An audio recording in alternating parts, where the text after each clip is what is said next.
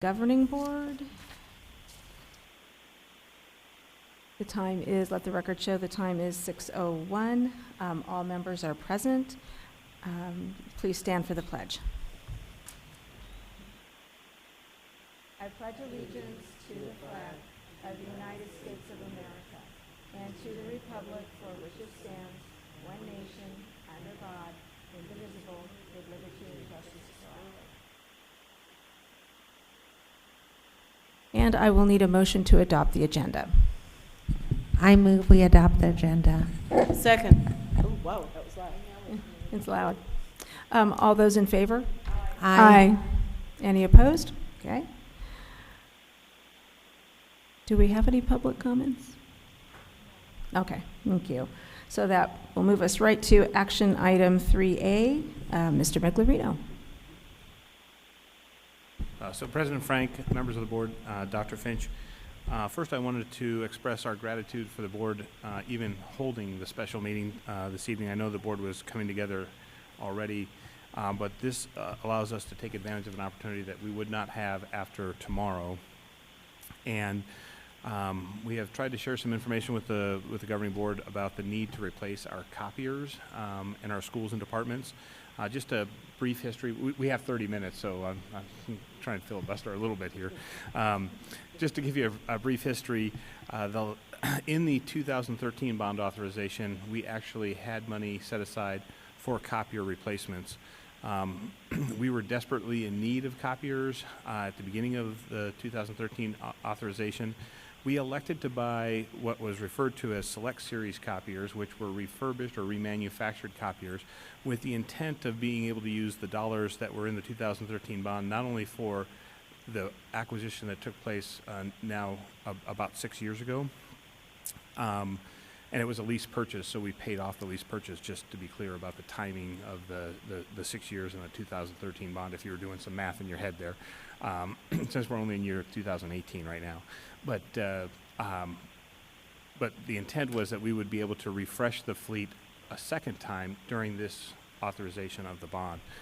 So what we are bringing forward is the opportunity to refresh all of the copiers that are in schools and departments. It's a total of 150 copiers.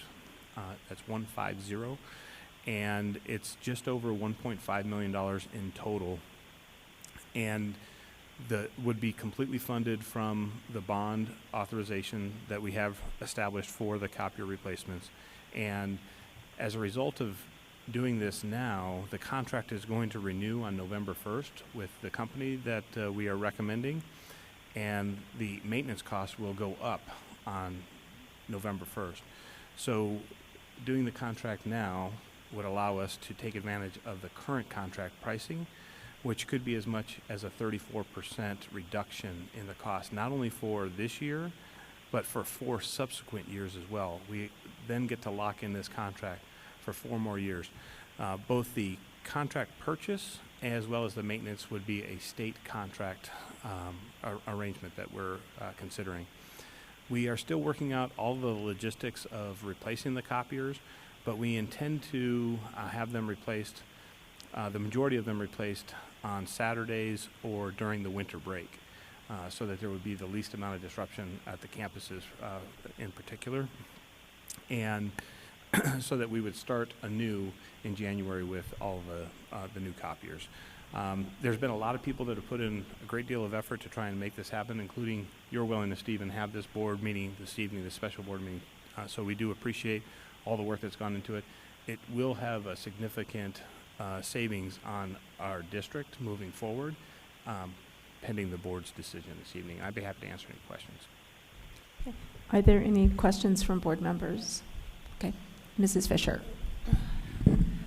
So is this a lease agreement?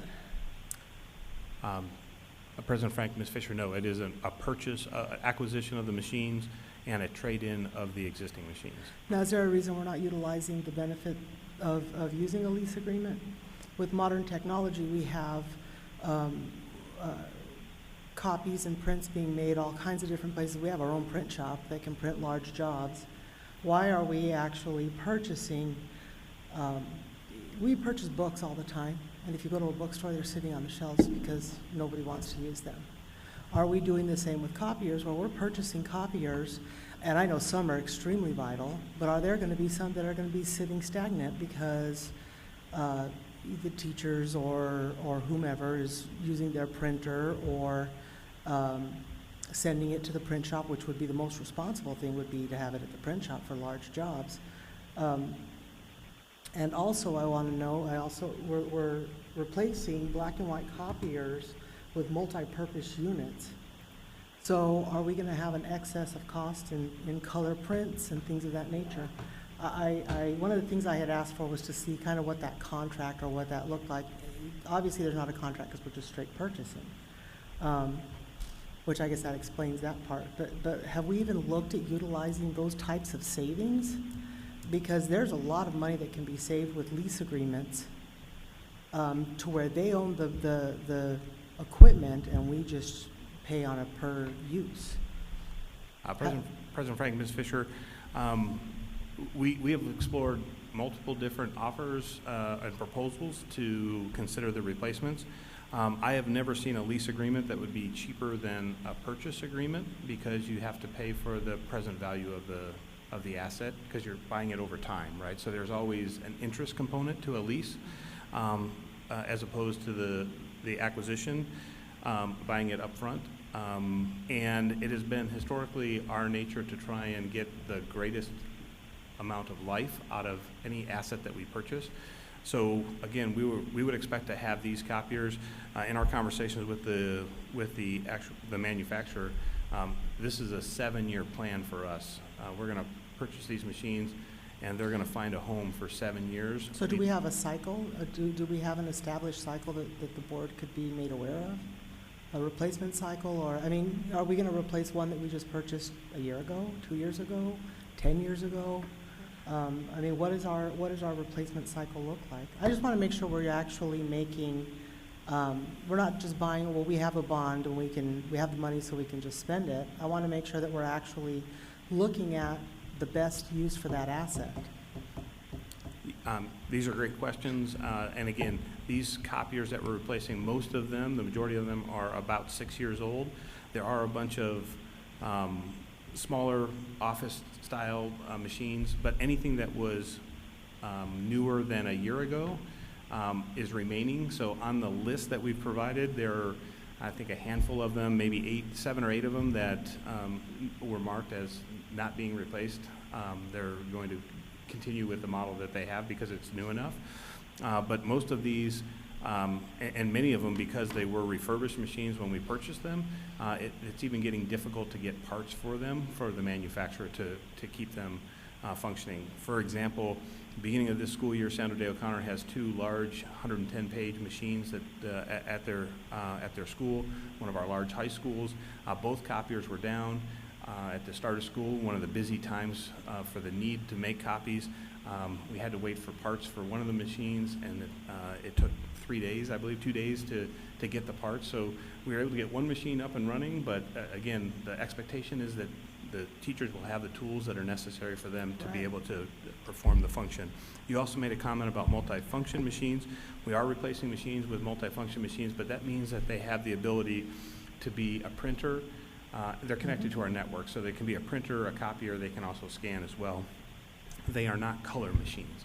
Multifunction does not mean color. There are 7 copiers that are in this proposal that are color machines, and they are replacing existing color machines. So are we restricting that? Because color is a lot more expensive, like double. Have we reviewed that we are restricting that use of color? Not that, I mean, we love color, but I'd rather the kids put the color on with crayons than us putting it on with ink. Yeah, these 7 machines are in select locations, mostly in some administrative function. They're not used. They're not a what we consider a teacher copier. But teachers do have access if they need color for some reason. Yes, certainly with through the print shop. You did mention the print shop as well. There are 6 copiers that are part of this proposal that would replace the existing Xerox machines that we have in the print shop. And again, that would significantly reduce our operating, our annual costs to maintain the new these would be Ricoh machines replacing Xerox copiers at our print shop. That's Now, included in the 1.5 At million. one point, our print shop had expressed the need for a higher quality printer to be able to utilize, to fill orders. Are these better machines in that area? Yeah, these are production quality machines, but it's also the same machine that we're putting at many of our schools. There's 25 of this similar machines, same box, but just that there's a software that you pay for that speeds the machine up. So they'll be a little bit slower, but same, quality machine at the schools. The 25 that are being deployed at the school that are the same 6 machines that are going at the print shop. The print shop machines are just a little bit faster. They do 100. So will they be able to generate more revenue with these machines? Certainly because their cost would be cheaper, yes. Okay. I think that's mostly what I have. Thank you, Mrs. Fisher. Do other board members have questions? Ms. Tweedy? Sorry, President Frank, I apologize for my interruption. We don't have a motion on the table at all. No, I'm aware of that. We'll get a motion on the table Okay. when we're finished with the discussion. Do you want me to make the motion now? Go ahead and make the motion, I move that the governing board accept the administration's recommendation to award a state contract to Ricoh for replacement copiers in the amount of $1.5 million. Okay, so Ms. Fisher, you second? Yes. All right, so Ms. Tweedy, you had a question? Yeah, I just have one question. Oh, so I've had some experience with the copiers when I worked here, and not that I was dissatisfied, but they broke most of the time. And when the copy repairman came, he told me that the reason why our copy machines were constantly broken is that they weren't the right size copier for the amount of usage. They weren't designed to make that many copies, how the schools were using them. So I don't know. I mean, I'm not a copier expert, but did we take into account what kind of machines we're getting and the volume of copies that are going to be made on those machines? President Frank, Ms. Tweedy, yes, we did. In fact, in consultation with not only this vendor, but other vendors that we entertained proposals for, or from, these machines were sized according to the volumes that we are experiencing at the schools. Of our existing fleet, there are, I would be surprised if our existing fleet was due to if any issues that we had were due to the capabilities of the machines. It could be due to age, and certainly the fact that they were not new when we purchased them. At the school I was at, we had one that was substantially smaller than the other. And that's still in this proposal. So there's a higher speed machine that's coupled with what we refer to as like a auxiliary machine, but still a teacher dedicated machine. For example, one's going to do 90 pages a minute or 96 pages a minute, and the smaller machine that's kind of the auxiliary machine is going to do 50 to 60 pages per minute. So if the smaller one's getting, I'm just, with this proposal, they'll have machines that are appropriate to handle the amount of copies, because I mean, I agree with you. I'm sure Sandra Day probably had 2 copy machines down at the beginning of the, I used to have machines down all the time, and that's, I guess, why I'm concerned. So is your question, are these machines more robust than previous machines? I Because guess- I had a I guess my similar question experience, except ours always broke on Friday afternoon and Monday morning when you were trying to do the copies you couldn't do on Friday afternoon. So that was how it went at Copper Creek. I don't know what happened at other schools. I think that's a little bit of Murphy's Law to some extent. It seems like, and again, I think reliability is one of the issues that we're trying to address by replacing the machines. Mhm. Again, because we were trying to stretch those dollars as far as we could. And the machines have served us, I will say, well, not without issue. They have, well, if you look at the number of copies that we run through them, it's millions of copies that we run a year through these machines. And so it's not going to be without some issue that comes up when you run that type of volume, even if you have the best machine in the world, because you have multiple users. It would be different in a print shop environment. We have one operator per one copier, but you have different people that they kick it different, right? When it doesn't do what it wants to, what you want it to do, or nudge it, I should say, but Or again, open it up differently to find the jam. Correct. So these machines are sized correctly for the volume that we're currently experiencing at the schools in collaboration with the vendor that helped us with that. And we did take into account, one of the things that we told them is, you have to understand that the volume that we see on an annual basis is condensed within 9 to 10 months. And even during those 9 to 10 months, it's in a 6 or 7 hour day, and even then it's condensed within a 45-minute prep that a teacher might have, that all this volume has to take place. So we did take that into account when we were electing the copiers that we were going to replace them with. In addition to that, we've let them know that is our expectation that the machines that we're buying are anticipated to last us 7 years from when they're first installed. One more question for Ms. Tweedy. So then does this include a warranty? Yes, President Frank, Ms. Tweedy, it does include a warranty, but unfortunately that warranty is 90 days. So once the machine is in Quick, place, make all your copies in 90 days. well, then there's Plan ahead, teachers. but then there's a maintenance contract thereafter, in which the machines would be serviced. That's the maintenance contract that I'm mentioning, because the machines are newer and not refurbished machines, that we can reduce those ongoing maintenance costs to the tune of about 34% going forward. So they are covered under the maintenance contract. The warranty is only for 90 days on the machines. Do you have another question, Ms. Tweedy? What, just one more, sorry.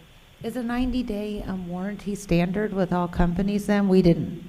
There wasn't a way to get a copy company that guarantees their product longer than 90 days? President Frank, Ms. Tweedy, it is standard, and again, this is a state contract, so all of those terms are spelled out in the state cooperative contract. Mrs. O'Brien or Mrs. Ordway, it's kind of hard for me to see you from the sight lines. I just want to make sure that if you have questions, Appreciate you stretching your neck around the other board members anytime. to check on us. Actually, I do have one question. I just want to verify. Mr. Miglerino, you said that it would be a 34% reduction by approving this now. So instead of $1.5 million, that would mean if we waited, it could be $2.1 million to provide our locations or schools and whatnot with new copiers. President Frank, Ms. O'Brien, just for clarification, it's 34% off of the maintenance cost. The Maintenance cost, okay. Initial equipment cost is $1.5 million. There is a slight increase in the initial equipment cost as well under the new contract, but it's not as significant as 34%. The 34% in terms of dollars moving forward on an annual basis could be approaching, it's almost $100,000 a year in annual savings that we would realize for maintenance costs. On the maintenance costs. And then a smaller savings just in the purchase of the equipment initially. That is correct. Okay, thank you for that clarification. Mrs. Ordway? No?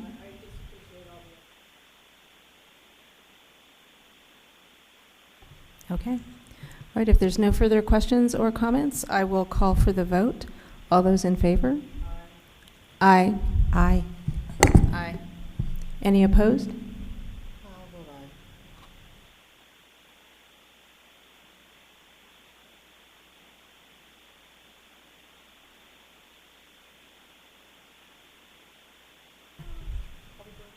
Okay, so the motion carries 5-0. Yes. And then if you vote electronically, and then Ms. Taylor, if you could record Ms. Tweedy's vote. Okay. Okay, thank you. All right, so that is our first meeting. I would need a motion to adjourn. So moved. Second. All those in favor? Aye. Aye. Okay. Meeting is adjourned at 6:20.